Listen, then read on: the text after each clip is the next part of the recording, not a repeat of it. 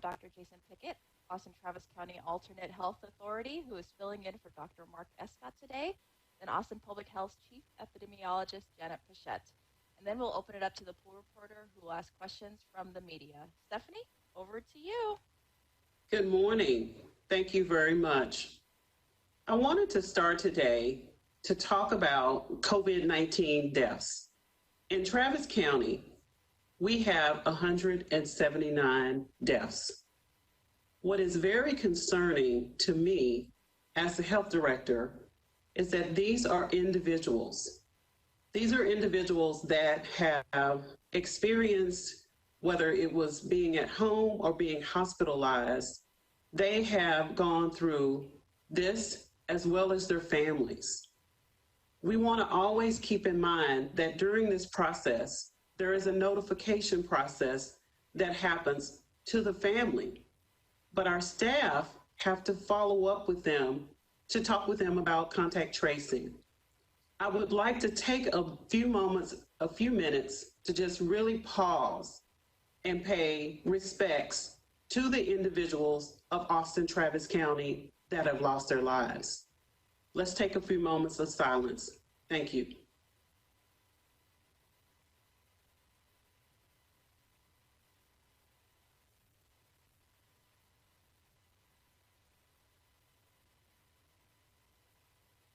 Thank you for that opportunity. We want to talk about personal responsibility today. As you are making plans to cover the essential needs of your household, whether you're an individual or a family, no matter how large or small, working and making sure that you are taking personal responsibility for your actions. But also, if you are a parent or caregiver, making sure that you are also being an influence, a positive influence. As we look at this response of COVID-19, Austin Public Health and all of the city and county and all of the hospital staff and everyone that is working in this space, we need you to help us and take that personal responsibility. We are looking forward for you to be an ambassador. And we may not ever hear about what you've done in the community for your family, but just know it is going to help us to flatten the curve. We have stood up some community testing sites because it is important for us to have facilities where we are able to test in the community 3 days per week. At this time, I will turn it over to Dr. Jason Pickett. Director Hayden, thank you very much. And to echo what you've said here, it is the individual action by each person that helps to save lives and prevent the spread of this virus. It is not the testing or the contact tracing or the case investigation, but it is what we as individuals do to prevent the spread by wearing masks in public, by staying away from large groups of people, by washing our hands, by social distancing. It's those things that each and every one of us does every day that helps to slow the spread of this virus. We have a little glimmer of hope in this week's numbers where we've seen a slight leveling off of the hospitalization numbers. Where we were on a rapid increase, we've seen that plateau slightly just over the last few days. It is difficult to say if that is going to remain or if we are going to continue on this upward trend. The hospitals right now are stretched and they are pulling staff in from hospitals in other areas and contract staffing to increase their capabilities. But right now, the hospitals are stretched with patients and looking for help from the state and from their other hospitals as well. We too are requesting those resources from the state on behalf of the hospitals, and we are also standing up our alternate care site, our field hospital, if you will, to help take some of that burden from the hospitals to help them to care for more patients, especially those who are critically ill. But I want to say that this leveling off is very early right now for us to tell if this is going to be a trend or if we're going to continue on the upward trend that we have been seeing over the past couple of weeks. We have looked at and now enacted an additional order as it relates to schools, and we have ordered that we not have in-person classes until at least September the 8th, and that includes athletics. And this is to protect our children and also to protect our teachers.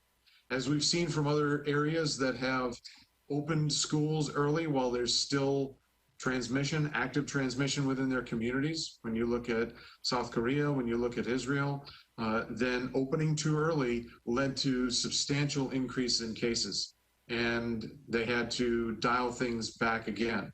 We don't want to make that same mistake here in Austin. We want to learn from the experiences of others so that when we do open up, that we do not end up with another surge of cases, so we do not have to close back down again. With that, I would like to turn it over to Chief Epidemiologist Janet Pichette.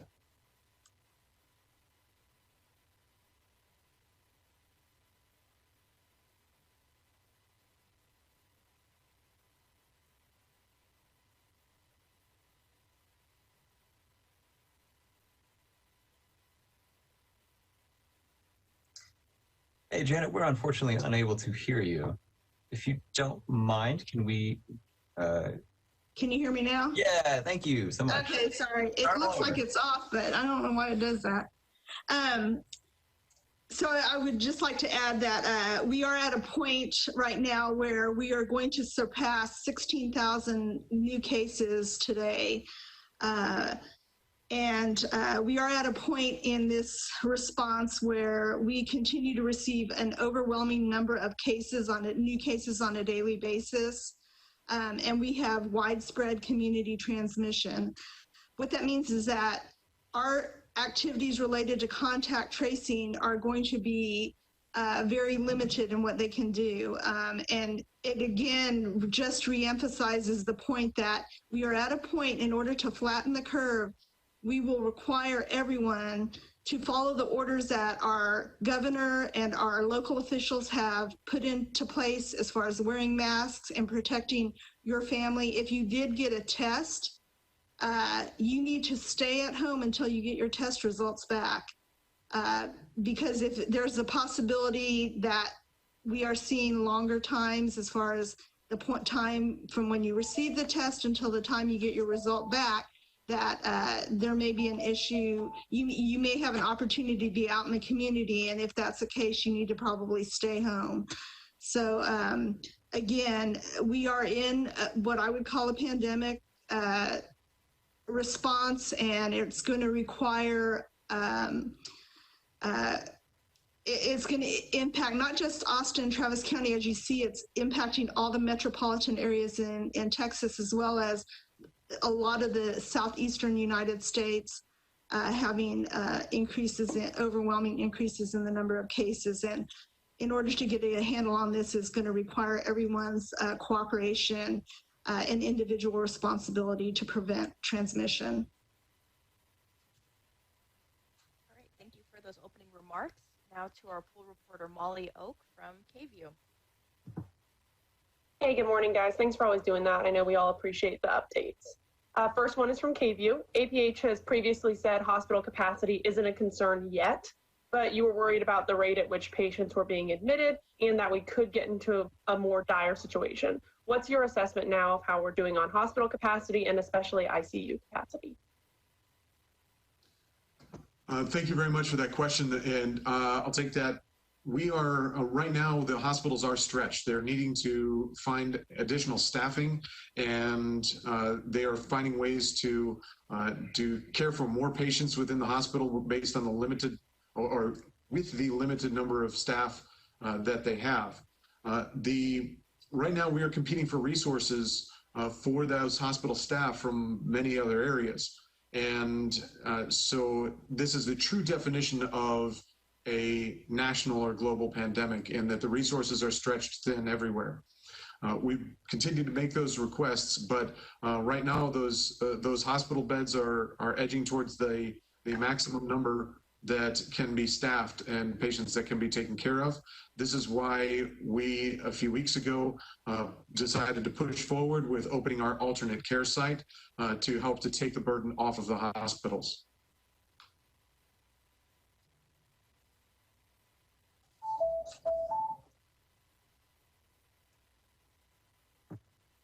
Okay, great, thank you. Next question is from KXAN. How is the newest construction order different than the one before? Are you still doing targeted testing for those workers, and are those clusters getting bigger or smaller?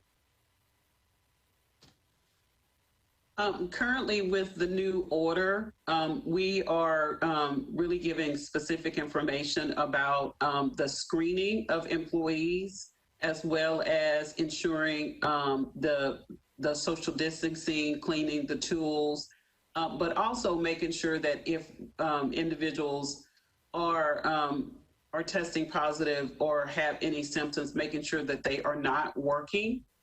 We are continuing to test and do that targeted testing in the construction industry as well. We are continuing to monitor those numbers as well. And so we're seeing a reduction in our numbers. But what we want to make sure is that the message is getting out to individuals that if they go to work and it is fine for them to be tested. We don't want them to just feel obligated to go into work and they know that they're not feeling well, or they may have a family member that's home that is COVID positive. So we want them to be able to isolate as well with their families. So we will continue to do that targeted testing with our community partners, and then also encourage essential workers to go to our community testing sites as well.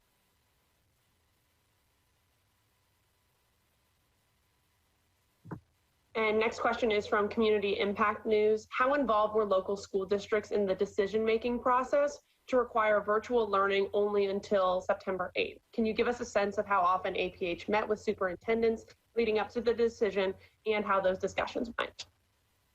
We have met with the superintendents throughout this process.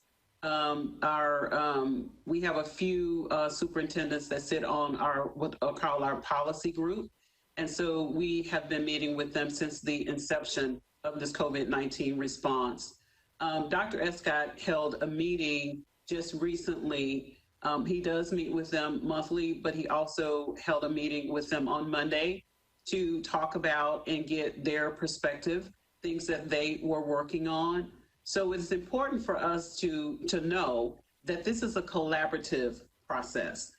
We will provide to them our public health expertise, but because they are school officials, we are depending on them and work with the information and guidance that's been provided from TEA, but we are ultimately depending on them to implement those practices.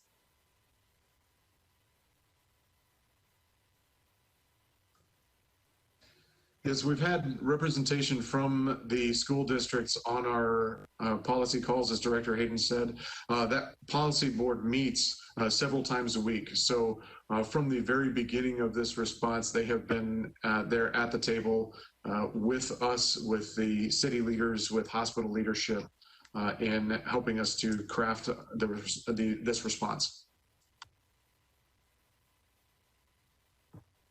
All right, next question is from CBS Austin. If we're running short on staff at hospitals, how will staffing not also be limited at the Austin Convention Center as an alternate site? Will the alternate site also drain resources?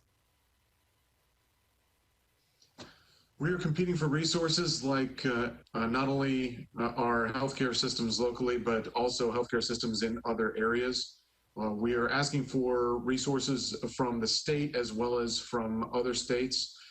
We want to make sure that we're good neighbors, that the hospitals have adequate staff, that we are not taking resources from them to staff the alternate care sites, but it is a challenge. And I think that we are seeing challenges in the types of staff that we can source for those different environments.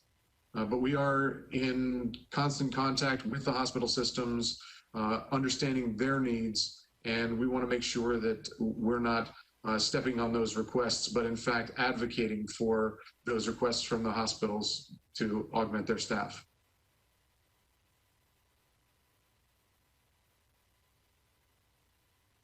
And next question is from KUT. Austin had the highest COVID positivity rate in the country 2 weeks ago. Can you update us on the positivity rate now?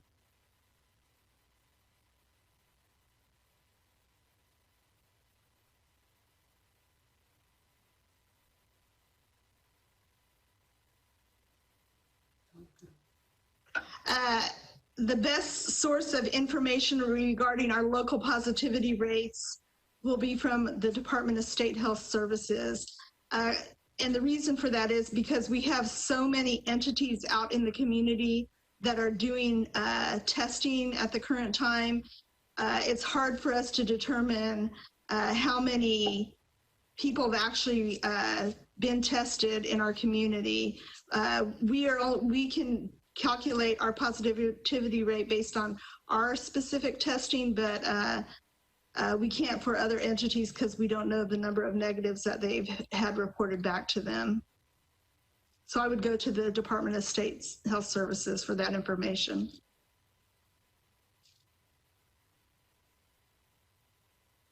Next one's from the Statesman. Have any fines or penalties been levied for people or businesses that have violated local orders yet, other than those given by TABC? Why should people think new penalties will be enforced when they haven't been before? The orders were recently passed last week at our council work session to put those in place. In addition to that, yesterday, the orders were posted yesterday. Prior to the orders being posted yesterday, internally, our staff met with city staff from across the city of Austin that work in enforcement areas, as well as our staff have met with the county staff.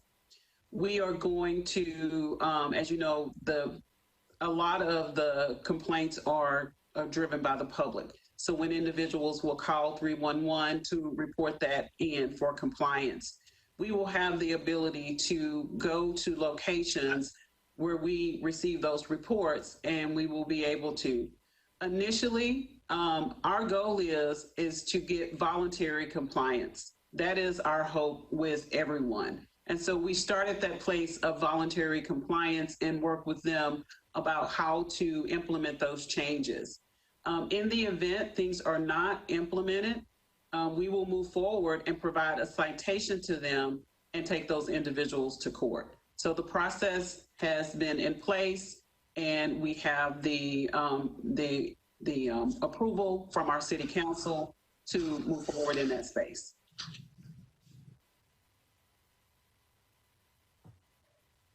And next question is from Co-op Radio. For more than a week, we watched the dashboard data indicate that we were in stage 5, yet there was no announcement. Yesterday evening, Dr. Escott declared schools could not open as usual based on data. What data? Is this the same data supporting the dashboard? The data that Dr. Escott is referring to is that, you know, that we monitor data on a daily basis. We look at the data from the number of individuals positive, our positivity rate. We look at the number of individuals that are in the hospital, that are in ICU beds. And so this is a collaborative process. When we look at this particular zone, it's from cases from 70 to 123. And so as we meet with our health authority, as well as our individuals that are providing healthcare in our community and our elected officials, collaboratively, we make a decision about when to transition to the next level based upon every individual's data, as well as the modeling that has been provided.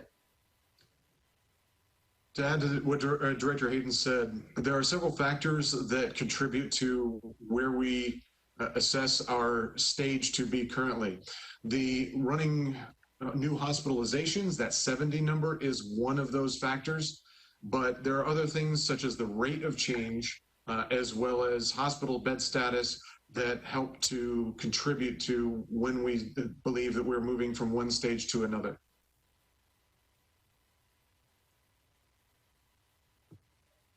Next question is from Austonia. Are you expecting deaths to increase because of the recent surge, or are they leveling out? The data that we have currently with regards to deaths shows a recent significant increase in excess deaths, 23% above what is the expected number of deaths for this time of year. So with the recent surge in cases, we do expect to see a surge in deaths at the same time.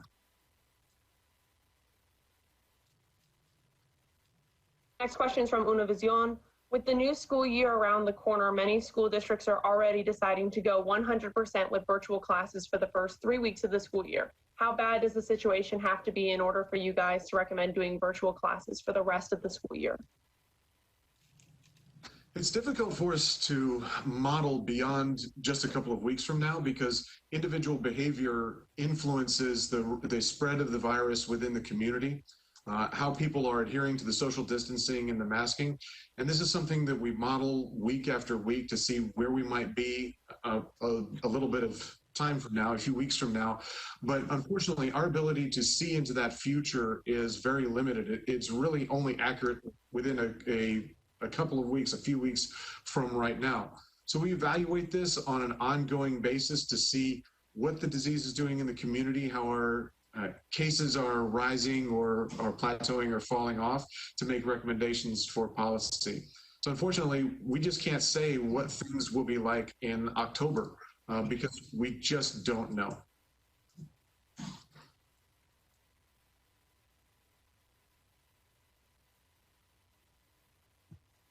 Next question is from Austin Business Journal. Have there been any new indications on the rate of transmission over the past week?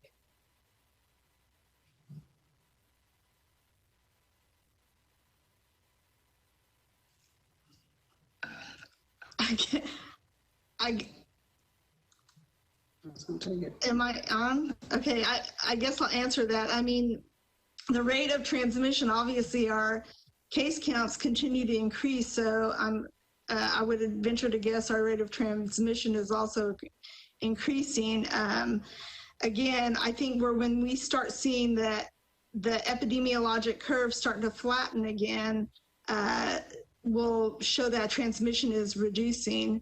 That's why we are, asking every community member to be sure to make sure they're following orders as far as wearing their mask, social distancing, and practicing those prevention and hygiene activities to reduce transmission. Ideally, we would like to squash and flatten the curve where we can, and those are the activities that are going to make that happen. To add to what Janet is saying, we're hamstrung somewhat by the increase in turnaround time of the test results that we are getting. All of the labs in Texas are also stretched and overwhelmed, and so our test turnaround time, the amount of time it takes from obtaining the test to getting the result, has increased drastically. Because of that delay, then it's difficult for us to say where we are yesterday with regard to the test results in the community and the new cases within the community. Yeah, and again, that's why it's so important for individuals who are tested, because there could be a lag of 5 to 7 to 10 days to get your test results back if you are tested. We're asking people who have been tested to remain home until they get their test results back, so they're not actively transmitting disease should they have it and not be aware of it. Box 7 is asking, what will a 3-week delay in opening schools actually get us? It gives them more time. It gives them more time to prepare and to develop their plans and put in place their methods for mitigating the spread of the disease. TEA and the CDC have come up with some great recommendations with regard to how to distance within schools and spreading out the desks, wearing the masks, uncrowding the hallways so that kids can be farther apart. These are all great suggestions, but we do not have them in place right now.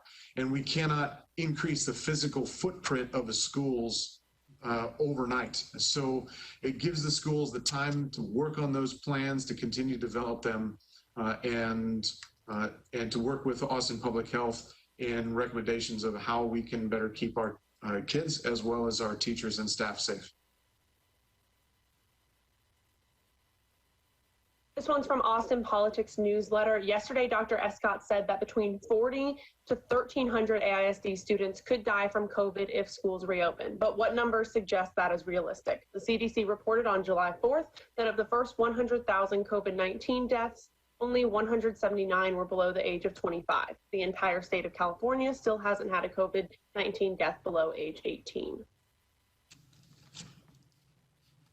So we are locally, we've not had any deaths in children from this disease. So we have to go with data that we get from other areas that have been harder hit, places like China. So what we see is that the death rate for children, or for those under the age of 19, is very low. But once you multiply those low numbers by the nearly 200,000 students that we have in Austin Travis County, then now you start to see a much larger increase. So from data from China, we estimate that the death rate in that age group is somewhere around 0.18%. That death rate may range from 0.03% to 1.02%. But again, once you multiply that by the numbers of students that we have, and if we assume, as we should, that not having any natural immunity to this virus, that 70% of our population is going to get this virus, then now we start to see those deaths stack up. And that's where those numbers come from.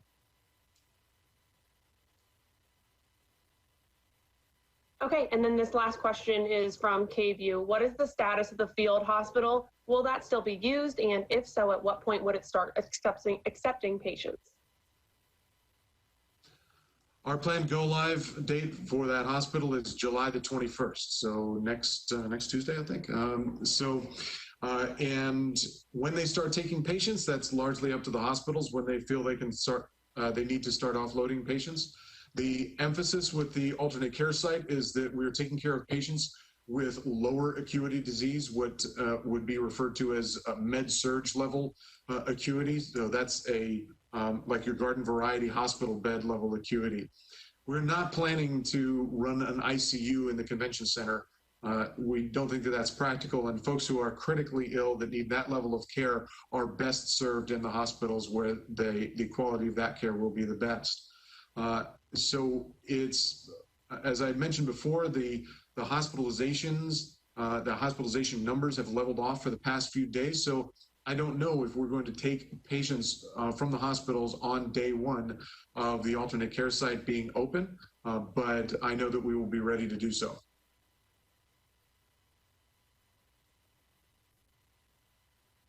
Right, that wraps our media portion of the media availability. Before we wrap, would you all like to give any closing remarks? Let's start with you, Janet. I would like to start with just a reminder about personal responsibility. My call today is a call for action. As an individual, I would like for you to think about what 3 things that I could do to make things better for my community when I'm thinking about COVID-19. As you're thinking about that personal responsibility, those individual things you can do, one is please try to limit going from your home. We understand that, we have individuals that must leave their homes to go to work. We have individuals that may need to go out to grocery shop. But if you're in a position where you don't have to leave your home, then we will request that you limit going to places.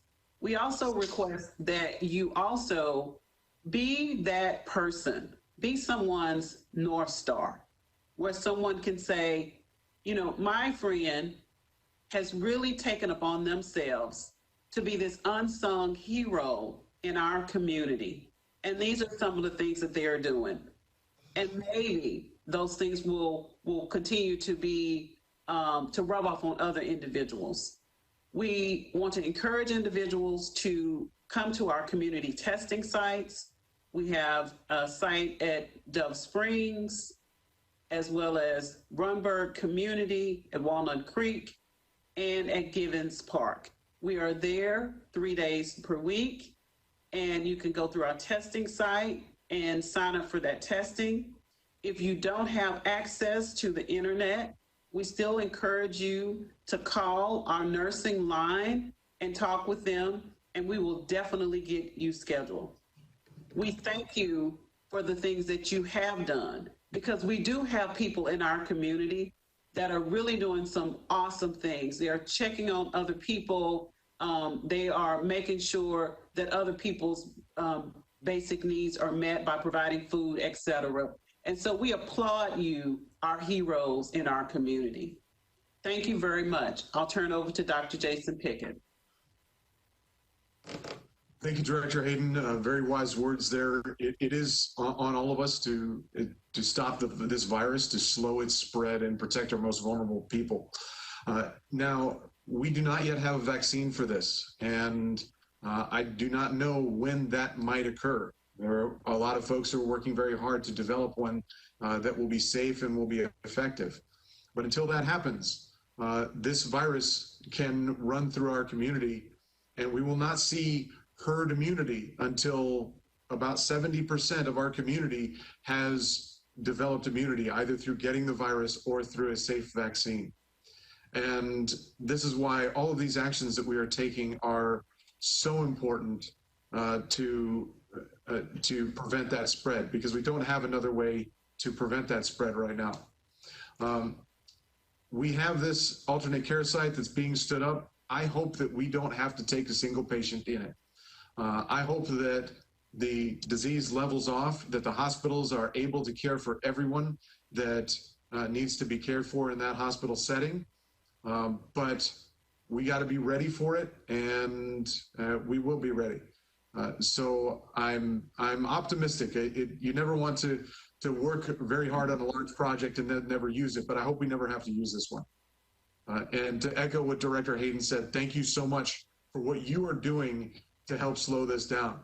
We saw early on when we had the stay-at-home orders, the stay home, stay safe, and stay home, work safe orders, we saw us flatten that curve. We saw that what we do works by staying home, by staying away from other people. And that was because of what you have done to help in this effort. So it's a long effort. Please keep at it. And please help your friends, your neighbors, your family by slowing this spread. Thank you. I'd just like to remind everybody, the public health workforce has been at this fight since January. Early on, we were monitoring people who were returning from countries that had COVID and had them quarantined, and we're monitoring them twice a day. It then became our fight to begin trying to control the spread of disease in those people who actually developed illness. I just want to remind everybody, this is not just our fight, this is the community's fight. And we are at a point now where we need to come together as a community and fight and flatten the curve once again. As Dr. Pickett said, we were doing well during the shelter-in-place order, and I think we can get back there if everybody fights together. So I appreciate everybody's efforts and wearing their masks, staying home if they're sick, and trying to minimize the spread of the transmission related to this illness. Thank you. everyone. That concludes our media availability for today. Thank you to APH Director Stephanie Hayden, Dr. Jason Pickett for filling in, epidemiologist Janet Pichette, and the poll reporter for joining us today. Thank you, everyone.